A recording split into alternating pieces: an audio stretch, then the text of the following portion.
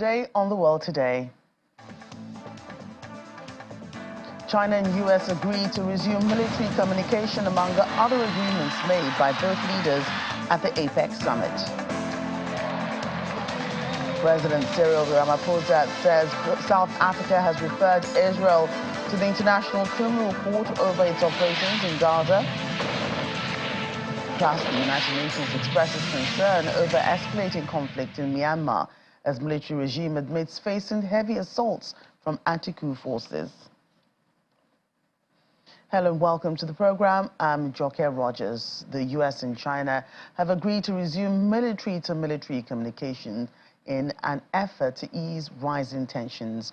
President Joe Biden says the U.S. is back to direct, open, clear communications following a rare meeting with China's President Xi Jinping in California.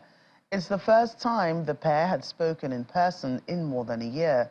Mr. Biden also said both leaders had agreed to establish a direct line of communication with one another. China severed military-to-military communications last year after then U.S. House Speaker Nancy Pelosi visited Taiwan. Beijing views self-ruled Taiwan as its territory and has threatened to annex it by force if necessary. Mr. Biden said that while many disagreements had remained between the pair, Mr. Xi had just been straight. We're reassuming military-to-military contacts, direct contacts.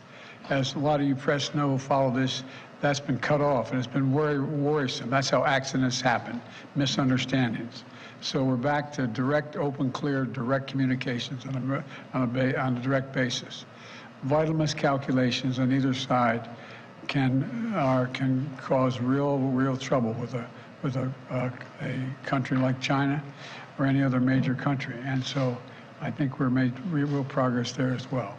We're going to get our experts together to discuss risk and safety issues associated with artificial intelligence. As many of you have traveled with me around the world, almost everywhere I go, every major leader wants to talk about the impact of artificial intelligence.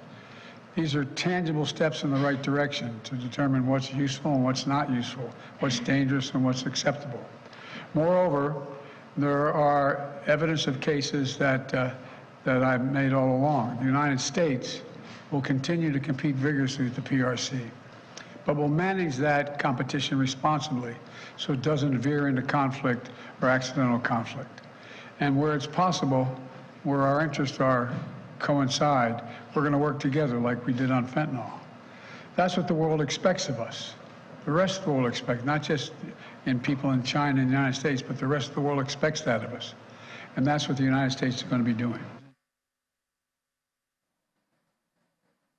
And speaking later at a dinner with U.S. business leaders, President Xi Jinping spoke openly about wanting to pursue better relations with America. He said he and President Biden had agreed to continue on a path of diplomacy and cooperation, adding that there's a need to build more bridges and pave more roads between the two countries. The high-security dinner was seen as a chance for companies to hear directly from China's leader as executives search for ways to navigate China's economic slowdown, a U.S. push to de-risk some American supply chains away from China, and uncertainty caused by China's expanding security rules.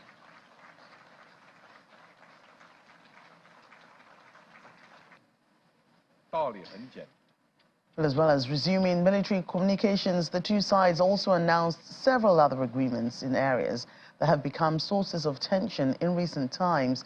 These include taking steps to tackle the flow of fentanyl into the U.S., which has contributed to a rise in overdose deaths in the country. Under the deal, China will directly target companies that are producing precursor chemicals. The two leaders also discussed the conflict in Israel and Gaza. One senior U.S. official told reporters that Mr. Biden had asked China to use its influence with Iran to urge it not to take steps that could be seen as provocative. The two superpowers also agreed to jointly examine artificial intelligence and had a lengthy conversation about Taiwan, which, according to one U.S. official, Mr. Xi said was the biggest, most dangerous issue in U.S.-China ties.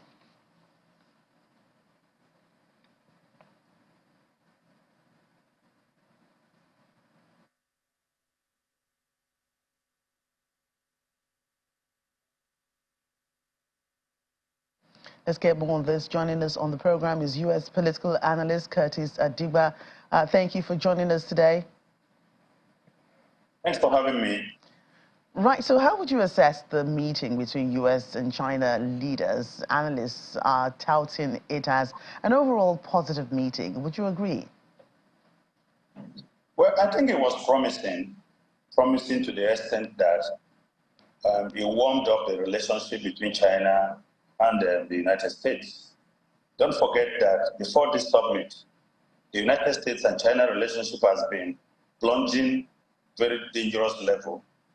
It was like a trap door. You know, the countries were not talking. And don't forget that these are the two biggest countries in the world in terms of the economy as well as the military. So it was important that this summit held, and it is promising from the outcome we are getting so far. And a number of agreements were made, including resuming talks going forward, and of course, military communication. You just mentioned they're two of the biggest countries because of their military power. What effect would this have on both countries' diplomatic relations?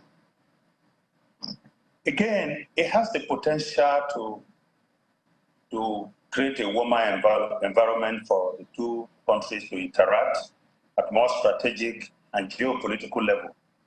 Now, we must also understand that apart from the military agreement reached, which is to ensure that the two countries communicate more on their military activities in the Asia-Pacific areas, as well as the Chinese Red Sea, and avert what could become a war situation. It's also important that we understand that these two countries are their biggest trading partners with themselves. Now, the Chinese economy in the last 5 years has risen from about 11 to $13 trillion to today $17.7 trillion, catching up with the US that is right now at $26.9 trillion. Now, as at the time, 5 years ago, the US economy was about $19 trillion. But in the last 5 years, China has moved from 11 to $12 trillion to almost $18 trillion. So it is very important that they continue this engagement. And also don't forget that in the final days of former President Trump, where mixed messages were going out on the activities of the United States, the last immediate past Joint Chief of Staff had to send a message to the Chinese equivalent to say that the United States was not planning to attack China, because the information available to the Chinese was that Trump was planning to attack China. So it is very, very important and key to global peace that these two giant military powers continue to consolidate on their relationship and continue to engage in terms of communicating strategic and important military information. So how much strength, Curtis, do you think these talks will have, considering the fact that a country like the US, different administrations have different outlooks on their, foreign policies. So how strong do you think these talks will be, on the long run, in the future? US diplomatic goals, as well as those of the Chinese, remains the same, no matter the administration. Now, of course, you understand that from the political standpoint, the Republicans are already condemning President Biden for taking this meeting in the first place. They say that he's bending backwards to the Chinese. He has been captured by President Xi. But that's not true.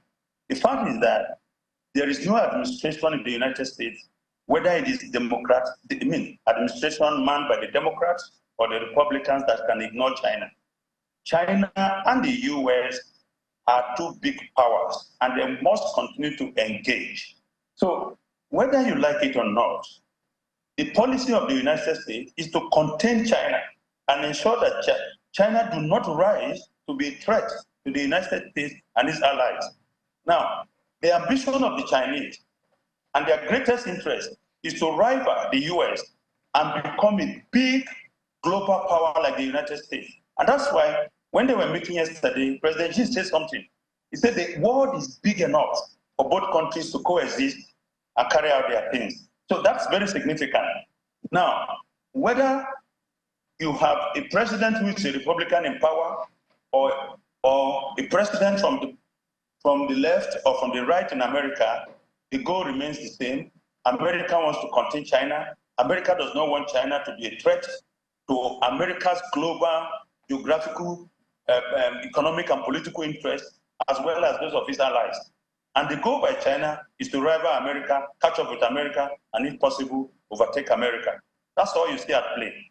Right. Just in an earlier discussion we had on another program, the Saudi, Africa summit, we were talking about who stands to benefit more, and the analyst then said that because Saudi Arabia called for the summit, they stood to benefit. So in this case, who stands to benefit? Two superpowers in economy and in military might. Who stands to benefit more from their relationship? I think, look, you have to look at it on different dimensions. Now, when it comes to politics, President Biden can say, well, speaking to the American domestic audience, I said, look, I'm taking steps to contain the strongest and the most decisive force against American supremacy. I'm doing this, I'm looking at President Xi right in the eyes and saying to him, you're a dictator, but America is not afraid of you. America will stand toe-to-toe with China, and America will defeat China. So to that extent, politically, you say, oh, Biden probably hit some balls in the net. Now, when you look at the downside of it, some will say, well, China is not a democratic country. Chinese don't have the liberty and the freedom that Americans do have. So why do you want to engage with China in the first place? That is against politics, domestic audience at home. But on the global scene, and for President Xi himself, politically at home, he could argue, and that's the message he wants to send to his people at home. Oh, I went to the United States, and I stood up face to face with the American president, and I told him clearly that China has the right and the ambition to become the greatest power in the world, and that the world is big for all of us to dwell in and do our things. And that, again, is going to appeal to the Chinese audience. Now, you must also understand that looking at it from the international level, like we said, the two powers need each other. China has got a lot of exports into the United States. And America also has great need for the Chinese market. I mean, most of the, in terms of dairy products, pork and all that America exports to China is in billions of dollars every year. So when you look at this summit is mutually benefiting for the two economic giant powers. Right, and then we have seen and continue to see the role the U.S. is playing in the Israel-Gaza conflict, speaking again to foreign policies, this time talking about a situation outside, of both countries' jurisdiction. We know what the U.S. is saying, we know what they decide they're on. What roles do you think China should play in this crisis as well? Well, China can only play the role of a mediator if we have to maintain global peace. Don't forget that China is closely related to Iran as far as global politics is concerned. Iran, of course, you understand, harbors Islamic terrorist group known as the Hezbollah. Now, if China should play the role of supporting Iran through Hezbollah, the conflict will worsen and intensify because America has already taken side with Israel. And so all that China can do at this point is to appeal to America so that America in turn can appeal to Israel to de-escalate the war and then obtain a ceasefire so that both parties can sit down and negotiate. Anything other than that, the war will escalate and it's not going to be good for the world. Right, Curtis, we must thank you for your time today. Thanks for having me.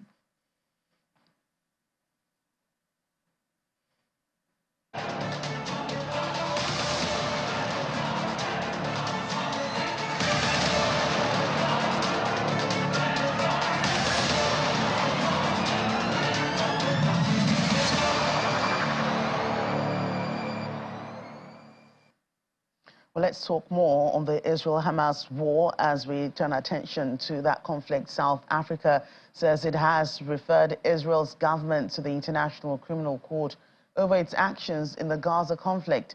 President Cyril Ramaphosa says just like other countries in the world, they see it fit to refer this whole Israeli government action to the ICC because war crimes are being committed. He adds that although South Africa does not condone Hamas's earlier attack on Israel, they are opposed to Israel's ongoing actions. South Africa has been one of the most vocal supporters of Palestinians in the ongoing conflict. Several of the country's leaders have publicly supported them, and some citizens have participated in pro-Palestinian protests. We as South Africa have been advocating that the crisis between Israel and Palestine needs to be resolved through a two-state solution where Palestine emerges as a fully fledged state as well as the continued existence of the Israeli state. We both abhorred what is happening right now in Gaza, which has now turned into a concentration camp where genocide is taking place. And we stated our position as South Africa very clearly, that we are opposed to the operations that is ongoing, particularly as it is now targeting hospitals where babies, women, and the injured are dying like flies, and where the care of life is just something that has been completely ignored and put aside. As South Africa, we have accordingly, together with many other countries in the world, saw fit to refer this whole Israeli government action to the International Criminal Court. We have put through a referral because we believe that war crimes are being committed there. And of course, we do not condone the actions that were taken by Hamas earlier, but similarly, we condemn the actions that are now currently underway and believe that they warrant investigation by the ICC. Meanwhile, U.S. President Joe Biden believes that a two-state solution is the only answer to the Israel-Palestine debacle. He explains that he made this position clear in a conversation with Israeli Prime Minister Benjamin Netanyahu, adding that occupying Gaza would be a big mistake. Speaking to reporters, he also said he is working hard to free Hamas October 7th hostages.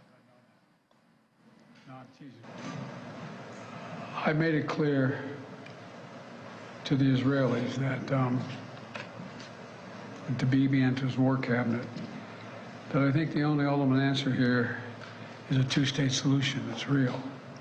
We got to get to the point where there is an ability to be able to even talk without worrying about whether or not we're just dealing with, they're dealing with Hamas that's going to engage in the same activities they did over the past, on the 7th.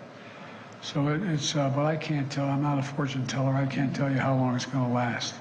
But I can tell you I don't think it ultimately ends until there's a two-state solution. I made it clear to the Israelis I think it's a big mistake for them to think they're going to occupy Gaza and maintain Gaza. I don't think that works. With regard to when is this going to stop, I think it's going to stop when when Hamas no longer maintains the capacity to murder and abuse and just do horrific things to the Israelis. And they still think that, at least as of this morning, they still thought they could. You have a circumstance where the first war crime is being committed by Hamas by having their headquarters, their military, hidden under a hospital. And that's a fact. That's what's happened. Israel did not go in with a large number of troops, did not raid, did not rush everything down. They've gone in, and they've gone in with their soldiers carrying weapons or guns.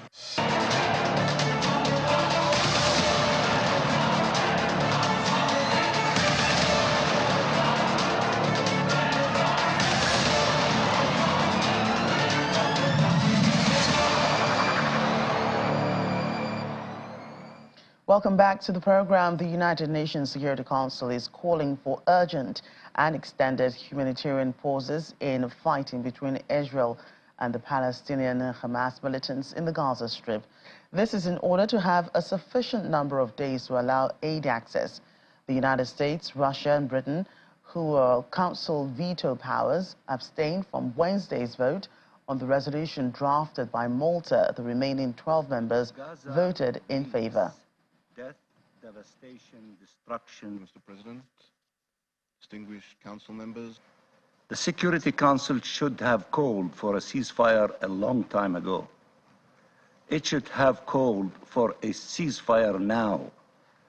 It should have heeded the call by the UN and every humanitarian organization on earth calling for a humanitarian ceasefire, including the Secretary General of the United Nations. It should have been convinced that there is no military solution, especially one that relies on the commission of atrocities, and it should have advanced political ones.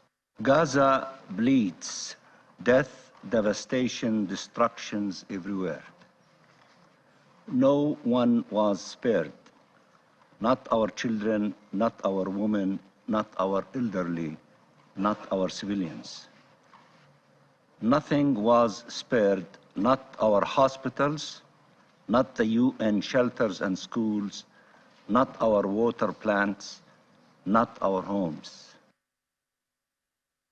The bombings and incursions must stop now. Humanitarian aid must come in now, not drop by drop, just to pretend that the criminal siege has been lifted, but effectively bringing it to an end. Fuel must come in now. Thousands of lives, millions of lives hang in the balance. There is no clearer proof that Israel is doing everything possible to improve the humanitarian situation in Gaza, while Hamas is doing everything possible to make it worse. Council members, increasing the suffering of Gazan civilians is an integral part of Hamas's vicious strategy. Hamas's goal is to intensify and deteriorate the humanitarian situation in Gaza in order to broadcast Palestinian hardship to the world, and by doing so, exploit this very body to tie Israel's hands. Hamas is solely responsible for the humanitarian situation in Gaza, and they have weaponized it to prevent Israel from defending itself. Israel does not need a resolution to remind us to adhere to international law. Israel always adheres to international law. Hamas, the party that will refuse to accept this resolution, will not even bother reading it. Hence, this resolution does nothing to contribute to the situation on the ground. Bringing our hostages home is Israel's top priority. And seeing as Security Council resolutions hold no sway with terrorists, Israel will continue to do whatever it takes to accomplish this goal. As much as we all wish to believe that this resolution and this council could have an impact on genocidal terrorists, the situation on the ground proves otherwise. The reality is that Israel has no choice but to continue with our mission to obliterate Hamas's capabilities and bring our hostages home.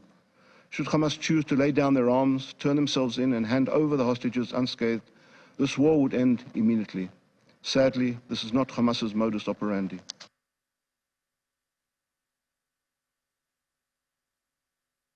Meanwhile, a senior World Health Organization official says the WHO is looking for ways to evaluate Al-Shifa hospital in Gaza, but options are limited by security and logistical constraints. WHO Regional Emergencies Director Rick Brennan says one obstacle is that the Palestinian Red Crescent lacks sufficient fuel for its ambulances within Gaza to evacuate patients. He adds that Egypt is open to having its ambulances cross into Gaza to help evacuate people, as long as security guarantees and safe passage could be provided. The WHO understands that there are still about 600 patients, including 27 in critical condition, at Shifa Hospital, which Israeli forces entered this week following days of long siege. We do not have an update as of this morning, but we still have grave concerns for the patients and the staff in the hospital. We understand there are still 600 patients, of whom 36 of those neonates who don't have access to the incubators any longer because of the lack of fuel. We understand there are still 27 critically ill patients, around 280 staff, and between 3,000 and 4,000 displaced persons taking shelter. Of course, the military incursion over the last 24 to 36 hours complicates that medical work incredibly.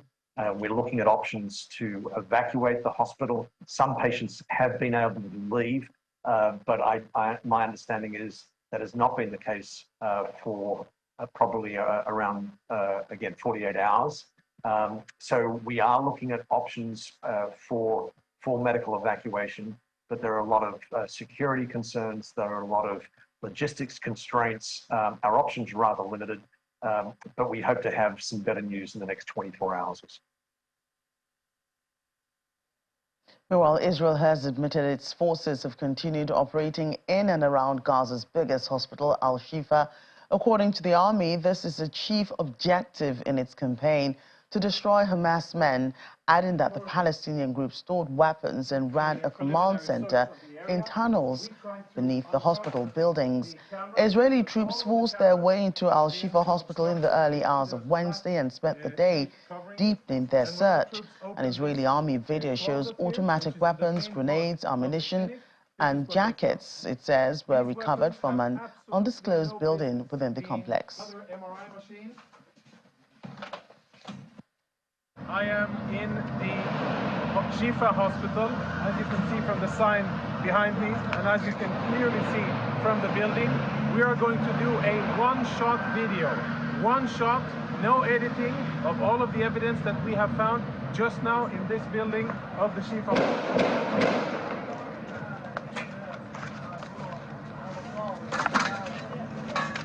So we're inside the MRI center of the Shifa hospital. Israeli troops breached here a few hours ago, and we have cleared the area, make sure that it's safe. And a few of the most interesting things that we have found totally confirm, without any doubt, that Hamas systematically uses hospitals in their military operations in violation of international law. And what we have found, I think, is only the tip of the iceberg. Let me show you a few examples. Security cameras have been obstructed. All of the security cameras are covered, and this isn't the only one. You'll see the rest of them here. Follow me as we go in, and we will see the MRI center and see the weapons that Hamas has hidden inside.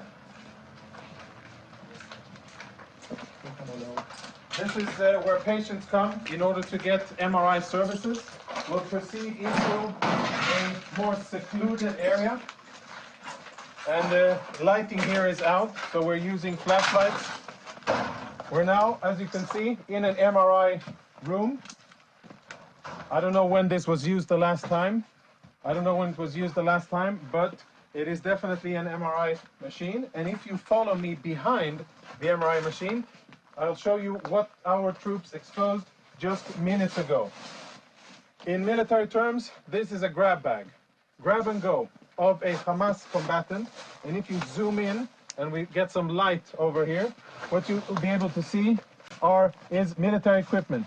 There is an AK-47, there are cartridges, ammo, there are grenades in here, of course uniform, and all of this was hidden very conveniently, secretly behind the MRI machine. On the other side, we found a backpack with what appears to be very important intelligence, including a laptop, and we'll show you that momentarily. Let's go see the next room. And the last item, which I'm sure will be very interesting to analyze, is a laptop. We found it in the MRI room. This is how the laptop looks. I don't know who it belonged to, but now it is being analyzed by our intel people. Tactical radio communications, which we will analyze. Lots of disks.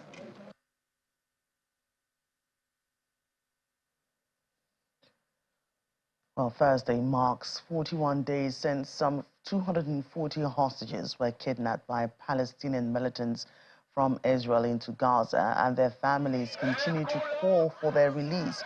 In a 5-day march towards Jerusalem, relatives and friends, parliament members, and other supporters of the call to release the hostages are marching together in an effort to press Israeli government and the world community to demand their immediate release.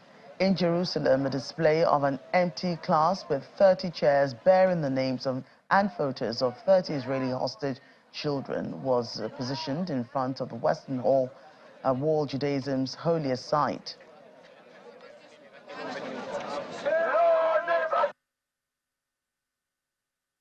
This is my aunt, Maya Goren. She's from Nir Oz. In October 7th, the terrorists came to her house and kidnapped her. They murdered her husband, my uncle. She have 3 sons and 1 daughter. And we heard nothing from her since then. And me and my family very worried for her and want her back, want our government and the world to know that. There are now 41 days already at Gaza. We are very concerned for their condition, for their health, and for the mental condition, physical condition, of course. And we will say their names every day until they will be back and will answer present.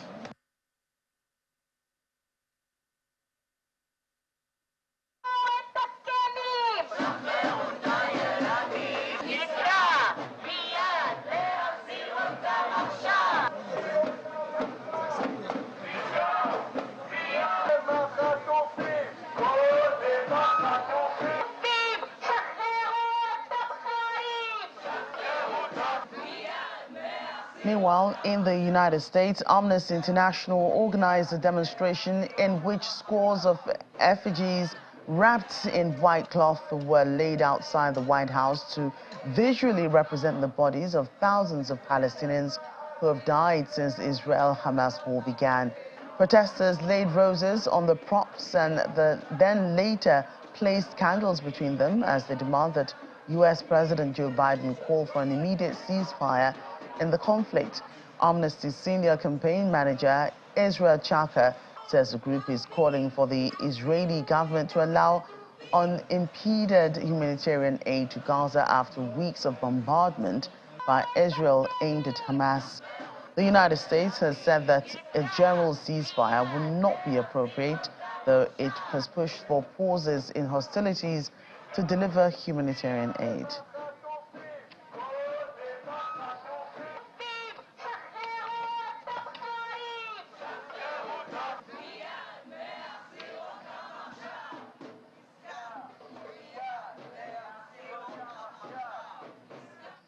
Finally, in this segment, let's meet a 41-year-old Iwan Sofian, a mural artist who spends days painting pictures that reminds one of the conflict taking place between Israel and Hamas. He sprays scarlet red paint on a parapet along a busy street at Depok in Indonesia's West Java province.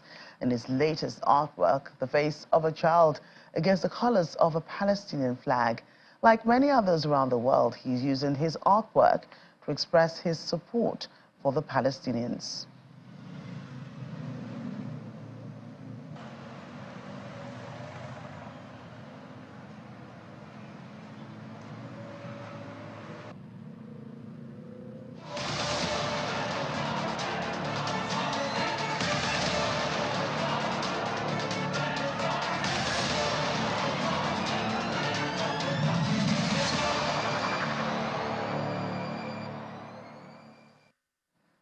To other stories around the world, Myanmar seems to be boiling over as well as military regime has admitted it's facing heavy assaults by anti-coup forces who began a coordinated offensive at the end of last month. The anti-coup forces are claiming to have taken control of several towns in border areas and dozens of military outposts Spokesperson Zo Mintun said troops were under heavy assaults from a significant number of armed rebel soldiers in Shan State in the north, Kaya State in the east, and Rakhine State in the west. Myanmar was plunged into crisis when the general seized power from the elected government of civilian leader Aung San Suu Kyi in a coup in February 2021.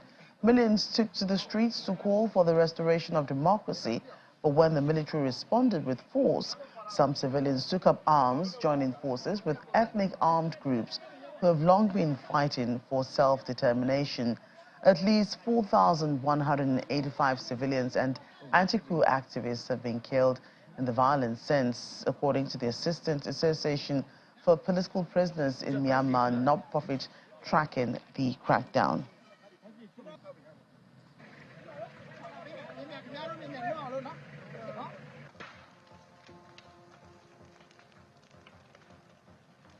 Meanwhile, the United Nations Secretary-General Antonio Guterres has expressed his deep concern over the escalating conflict in Myanmar. According to the UN, the number of people displaced by the fighting has reached 2 million, and the Secretary-General appeals to all sides to protect non-combatants and open access for humanitarian aid. Analysts believe Myanmar's ruling military is facing an existential crisis as anti-junta insurgents mount the biggest challenge to the army in years.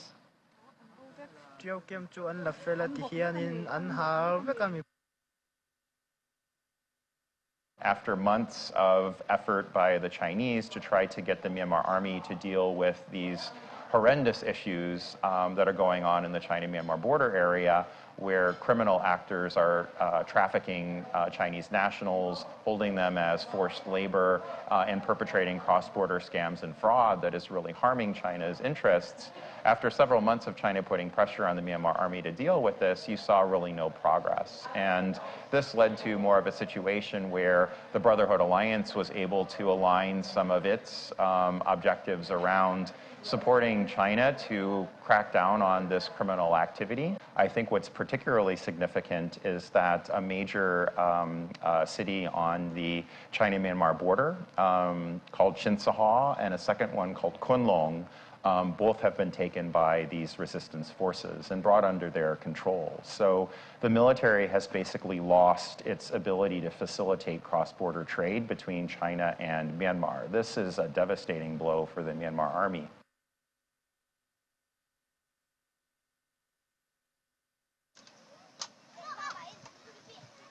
In the meantime, India and China say Myanmar nationals fleeing the conflict have entered into their territory seeking refuge. China's foreign ministry adds that it's providing necessary assistance to treat the injured, calling on all relevant parties to cease hostilities as soon as possible and to peacefully settle disputes to avoid further escalation. Thousands have also fled to the tiny, hilly Indian state of Mizoram to escape intense fighting between rebels and Myanmar's ruling army. Many of them are now living in temporary makeshift camps in Mizoram's Champhai districts, with the locals in a border town rendering them help.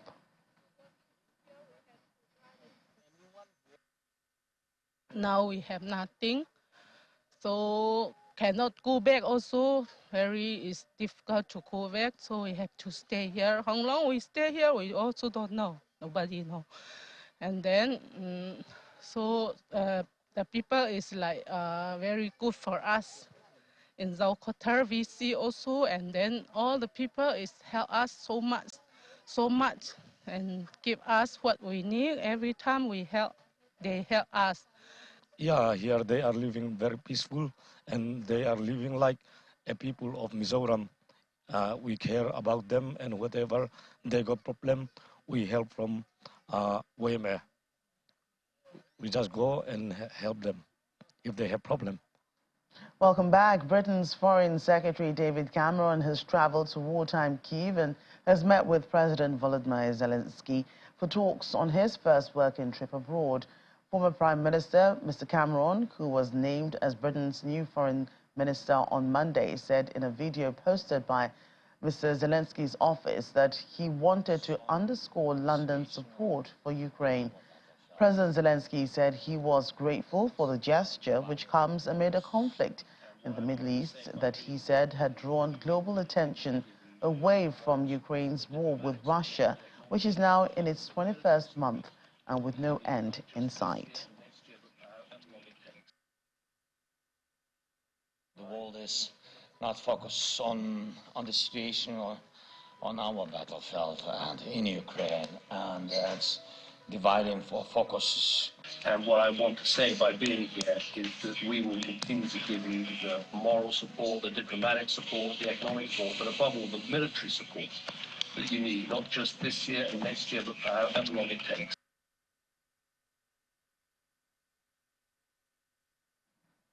The husband of a Russian-American journalist being held in a Russian prison on suspicion of violating Moscow's law on foreign agents urged the U.S. government on Tuesday to designate her as wrongfully detained.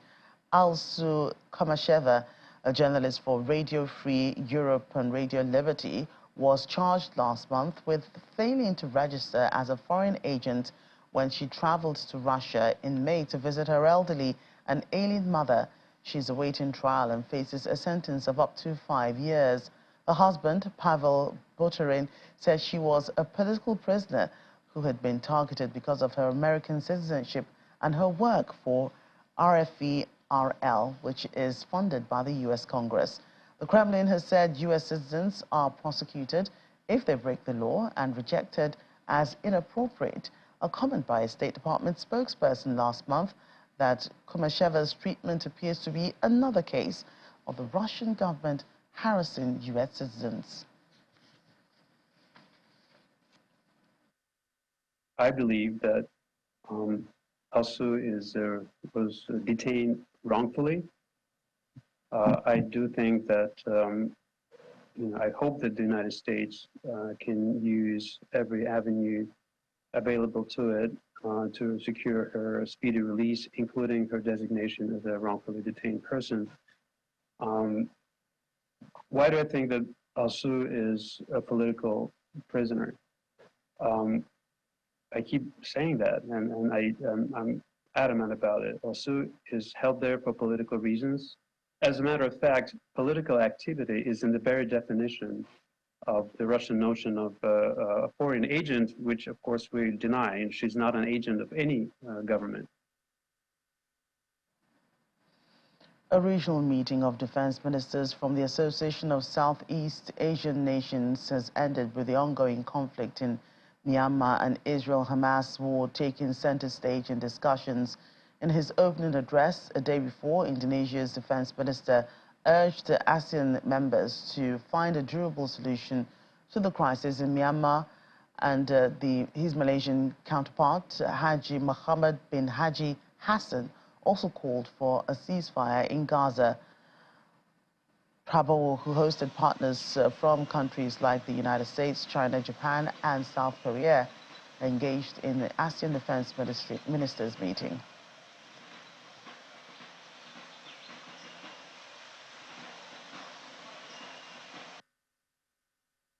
We are saddened with the deteriorating situation in Myanmar.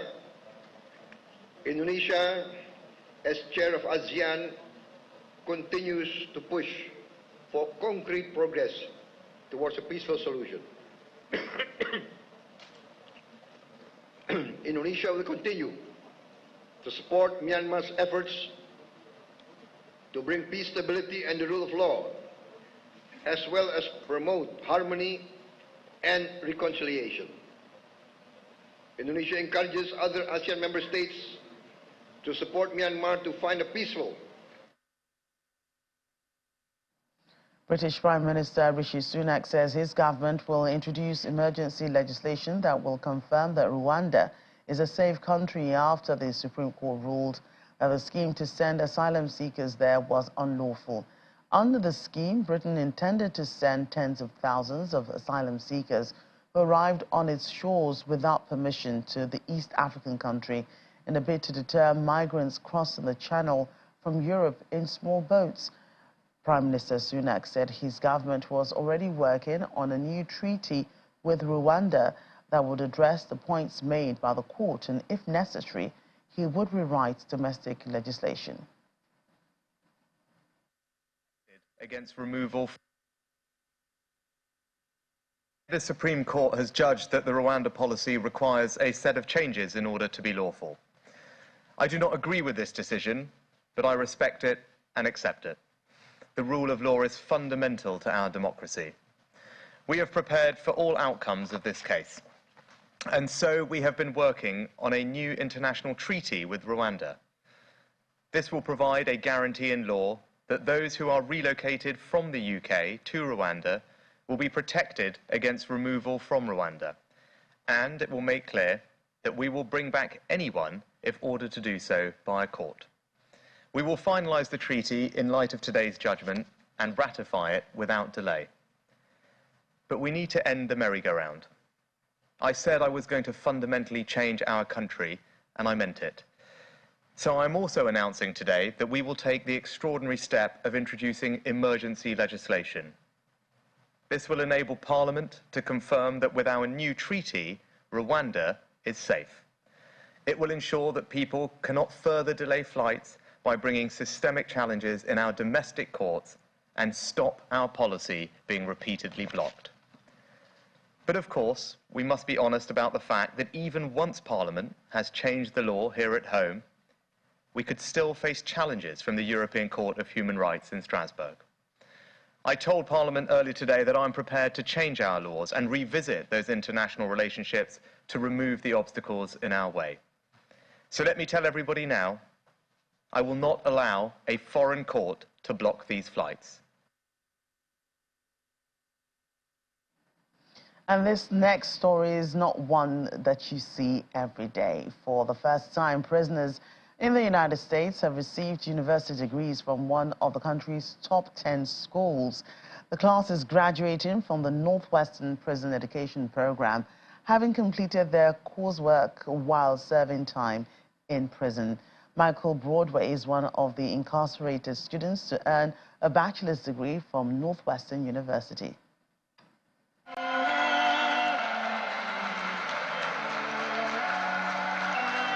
Students from the Northwestern University's Prison Education Program brim with pride as they file into an auditorium in Crest Hill, Illinois, for their commencement ceremony. These 16 men are the first class of incarcerated students to receive bachelor's degrees from top 10 universities. Decatur.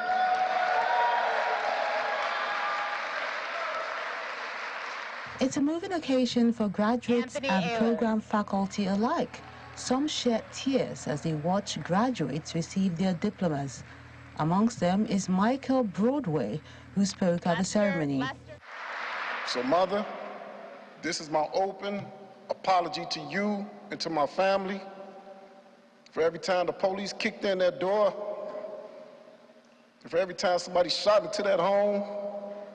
On behalf of me, and God, good grace, kept you all covered. I apologize. I told you everything you ever wanted from me was to be the best version of myself. So I asked you, Mama, how did I do?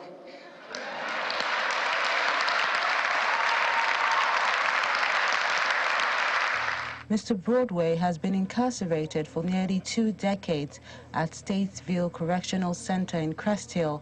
The 51-year-old overcame multiple setbacks to attain his degree, including battling stage 4 prostate cancer. At the ceremony, he's lost for words. It's a feeling I never felt before. If I feel it again, I'll be able to describe it, give it a word. But right now, I have no words for it, man. It's just otherworldly. Coming from where I came from, the things that I've been through, and to be here is indescribable. Michael's mother, Elizabeth, has been under the weather and hasn't been able to visit her son in prison. This is the first time she's seen him in almost 20 years. Well, I was a little shocked. I didn't think he would complete it, you know, but he did. He did. I'm just so proud of him. I really am. He looks so good in that gown, cap. He really looks good, yeah. Broadway's scheduled release date is 2084. If he's able to be released before then, he plans to start a non-profit focused on youth empowerment.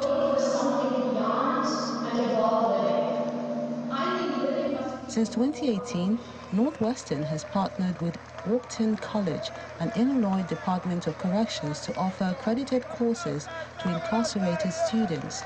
Professor Jennifer Lackley is the program's founding director. I mean, 20 years ago, some of these guys were in rival gangs, you know? And here they are swapping poetry with each other and giving, you know, critical engagements on, sociology assignments. And so I think that, you know, the love and growth that we see in the community is really unlike anything I've experienced at the on-campus commencements. While those are beautiful, I think this was a really unique experience. And I think it was a unique experience for everybody. I don't think any of the faculty members sitting on that stage had ever been to a commencement quite like this. There are currently around 100 students enrolled in NEP across Stateville Correctional Center and Logan Correctional Center, a women's prison in the state. And what an experience that must have been for those that just graduated and members of their family. Congratulations to them all. Well, that's it on the program today. Thank you for watching. I'm Joker Rogers.